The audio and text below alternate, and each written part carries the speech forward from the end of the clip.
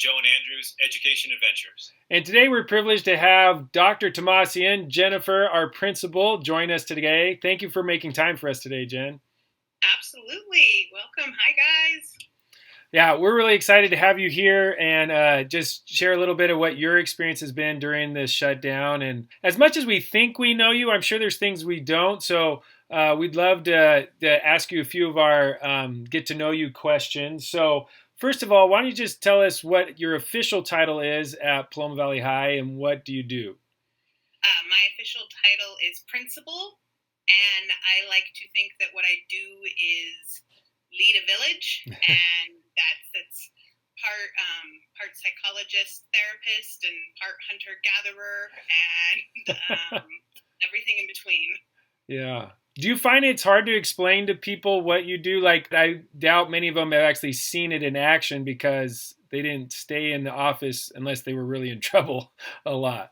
A lot of roles in education, people think they know what we do, right? Everybody's had teachers, and so they're like, oh, I know what a teacher does. Everyone's had a principal, so okay, I know what a principal does. But until you're in it and you live it, you don't understand it. Even teachers, like as a teacher, I didn't understand what admin did. I even had a conversation once with an administrator, like, what do you do all day? And the best way they put it was like, when you need something, it's there and it's handled and it's already there before you even know you need it. And that's what I do.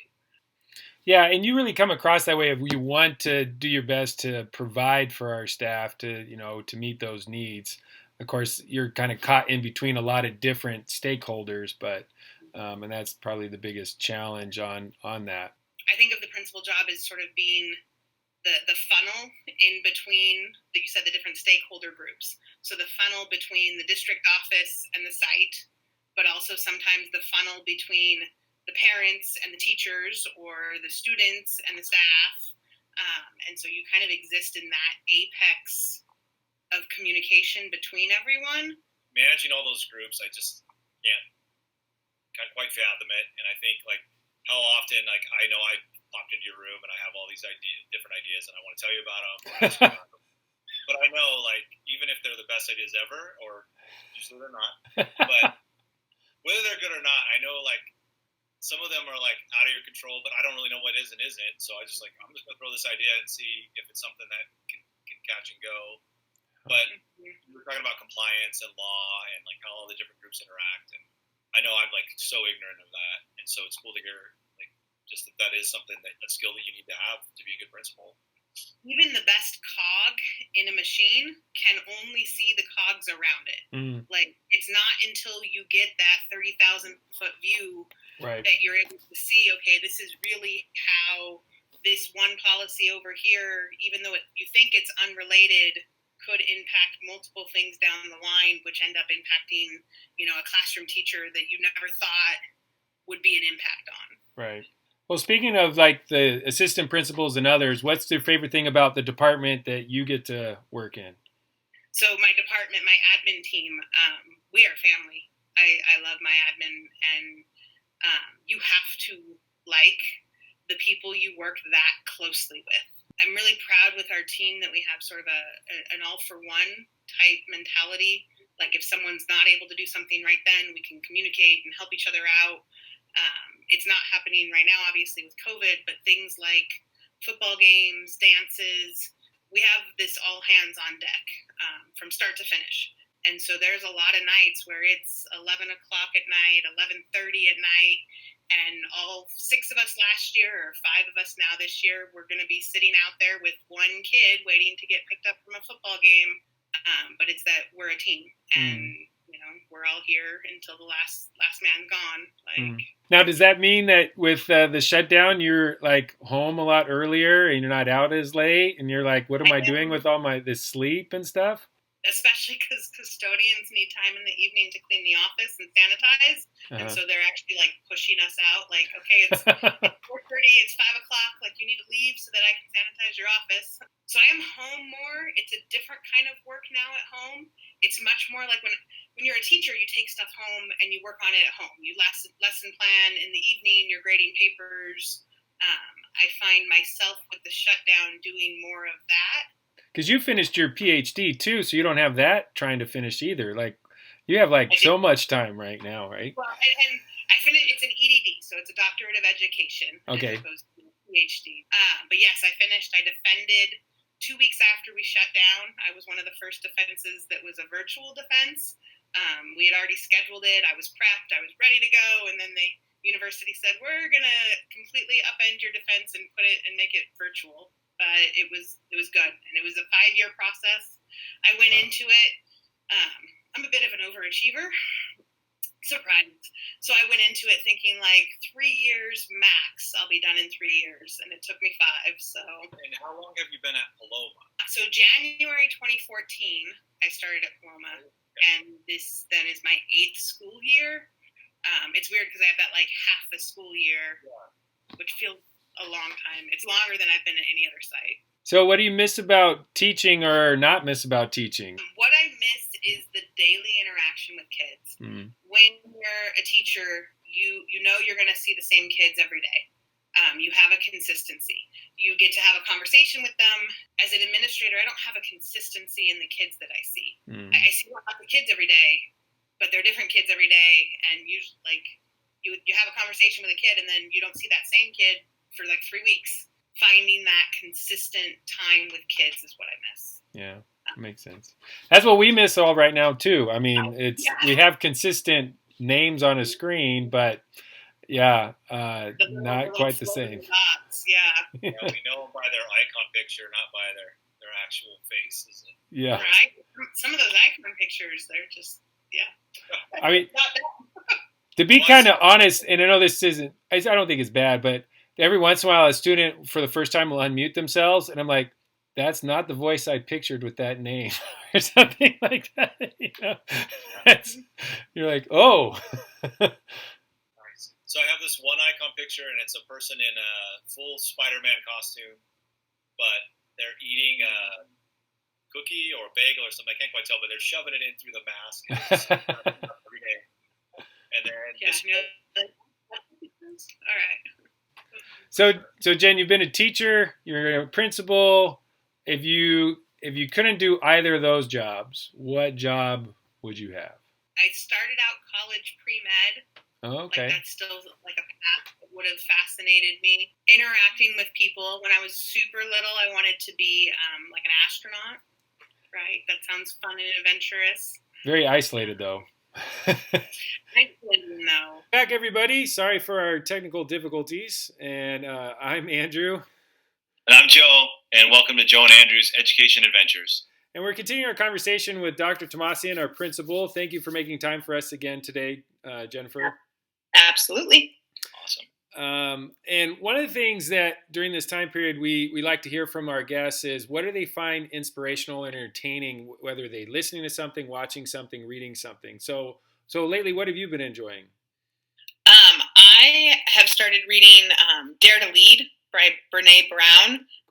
She's a social researcher and does a lot of work around vulnerability and shame. And I'm enjoying her take on that through the leadership lens and how to lead while being vulnerable and open and honest and courageous. So sometimes I put that down, and then I just also finished reading the prequel from The Hunger Games. Okay. I saw that book, and my kids have really, and I enjoyed them too. The Hunger Game books, they were great, and but I just couldn't bring myself to pick it up because I don't want to see President Snow. I don't even want to see him in gray. Like, I like my villains black and white, very clear. Yeah. I live in a lot of gray, so sometimes it's reassuring to see lots of gray.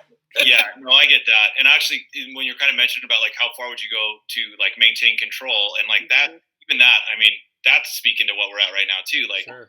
where do we set these measures for, freedom for the individual versus like what we think is good for the public health and all that? Like, that's something we're all dealing with, and our leaders are dealing with, right? Yeah. Well, especially as teachers, I think we are used to having a good amount of control in our classroom, being able to see exactly what's going on and be able, we feel like classroom management was something that was super emphasized, and to have that taken from us in this kind of way of teaching, I think some of us like, well, whatever, and then others are like, okay, trying to figure out how to get back that control, and or learning to trust again, students to do stuff on their own. There's that whole process. I think, and walking around campus, any given day, you walk in and out of classrooms, and different teachers have different comfortability with control, right? With like, you walk into some classes and it's very clearly organized chaos, but there's learning happening, and you walk into other classes and it's very controlled organization, and there's no chaos, and there's still learning happening. I mean, I think, this whole new environment takes all of that to the extreme, right? Like, that loss of control, I think, is palpable for people. Yeah. So a lot of that, guys. Yep. Yeah. Teaching the circles. That's right. Very true. Right. 36 of those. If you could design the ideal high school for this shutdown, for this COVID situation we're in, what were some of the things that you would incorporate? I think there's a healthy blend between something like this live interaction, and like what we're calling asynchronous time, where it's learning at your own pace. I think as adult learners, a lot of us have taken courses where the majority of the learning maybe happens on our own. And so I'd like to see us really maximize what this is. This gives us some social engagement and interaction, but then also maximize that offline learning, where kids can be learning at their own paces, and really looking at some personalized learning plans for kids, and what makes it valuable. More than ever, I think we have to be able to articulate, this is why what we're learning is valuable to you. One of the questions I ask the aquatics class every week on a Google form is like, what's something interesting you're learning? And the number of responses of just has been like steadily increasing. So I'm trying to figure out how to like interact with them, and like, hey, let's re-engage our learning. And then I always also hear some really cool things where students are like, I did this today and I never knew this was true. And so that's cool to see excitement, but I'm also seeing this split trend, and I don't know how much of the kids that are giving me high stuff or just giving me something. Like, that cycle of learning never ends. Like, if I need to learn how to fix something in my bathroom, like our toilet was leaking the other day, and like, I'm on YouTube learning how to fix stuff. And so our job is to sort of curate that learning and help keep it relevant for kids, and guide them, like, to come alongside kids and be an expert in learning. Here's how you learn something. And, earlier you talked about how you see your role as a principal is to get resources so that can happen. What kind of resources do you think are much more important now in this shutdown to make that happen? The PPE, the face shields, the masks, the barriers. I was out this morning measuring desks and classrooms and spaces with plexiglass, and looking at where to put physical barriers and how to physically keep people safe. And then the other side of that coin is all of the digital resources. And so finding those resources to help fill that gap, whether it's like a software system, it's an app, it's just strategies. And I think that's a beautiful thing when you can have that peer-to-peer training, or even when students can help each other learn. And the technology allows us to do that, but I think there's this fear, or they don't take advantage of the possibilities there as much to do stuff like that. And I think that's one of the big bridges for me with my students to cross, is like, hey, you guys can still help each other out. If we as teachers can find our first followers in kids, like, who are the kids in our classes that will do that and cross that divide with us, then other kids will cross that divide with them. So I had some minor success today in a breakout room, but I've tried them, and I go into the rooms and they're like dead silent, and then like 1 out of or 2 out of 6 rooms will be talking. But today I told them, like, I sent them in there with like 3 very specific tasks to accomplish, and I gave them a very specific time frame to accomplish each task in. And they reported back to me that they were much more successful. We're going to come out of this, and is there anything like you're seeing in your future vision here this is going to be a nugget that's going to make us better because we experienced this year. The focus on what's essential and being very clear. Like, I think we're going to have some better clarity coming out of this, right. Of like, this is what's essential for this course. The other thing is, how do we support kids that are learning from anywhere, right? So like, it's not necessarily that the learning happens from 7:45 to 3:10 every day. So maybe we can come out of this with some systems and things in place that will help kids who have different work schedules, and how can we help support them in accommodating those schedules and still being able to stay a student here, be connected to our community here, and continue the learning, just maybe not from 7:45 to 3:10 every day. That would be awesome. I think that's great for the individual, like the student not getting lost and stuff. And I love that students can work in different ways and at their own pace and different, settings. The thing that I fear with that is there's something about being in the same place at the same time for community that I know we're struggling to figure out how can we recreate that sense of belonging for our students in the midst of this shutdown, because it is, everybody's struggling with that, not just at school, but in all kinds of walks of life. No, and you're absolutely right. Like, being in the same space with one another matters. Well, I think we're going to see a return to like more community and civic and specifically school pride when we finally do get back together. We're going to have this opportunity to re-grab and set that if we need to. So I'm excited about that, and that's one of the things. Like, I was actually talking with Laura Boudreau this morning at our cross-country workout. She was like, do you think school pride's going to go up? And I'm like, I think it's going to go way up. When kids get back together, they're going to be so excited to be together. We can capitalize on it. We got this opportunity to really take our school and anybody's school that's listening to this up to a new level. So I'm excited for that opportunity. Well, anything else you want to share with everybody, Jen? I think just, I say it in every staff meeting, but I'll say it to the broader audience here. Be kind to yourselves. Know that you are doing everything that you can, that you are in this, and wherever it is you are today, that's okay. Well, thank you for tuning in, everybody, and on this crazy adventure. Let's keep learning.